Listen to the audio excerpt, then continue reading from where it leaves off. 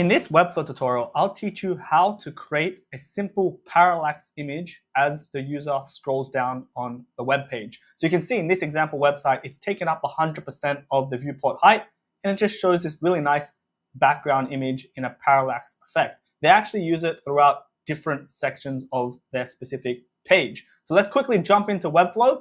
This is super easy, barely an inconvenience. What we're gonna do is I'm just gonna add a section, and I'm gonna go ahead and just drag this section wherever I want. In this case, maybe I'll drag it just between my form as well as this project section.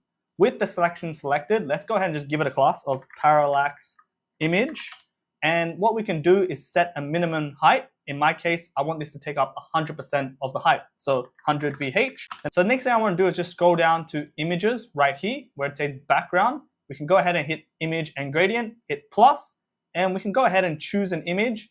I'm gonna go ahead and choose this lovely image right here. And I just wanna make sure this image is positioned to the middle and that it's set to cover and that it has no tile. So I've already discussed this in my other previous Webflow tutorial on aspect ratios. Next, all we need to do is just change the fixed from not fixed, which is default, to fixed. That's literally it. Now if I preview my site, you'll notice I have that parallax effect like so.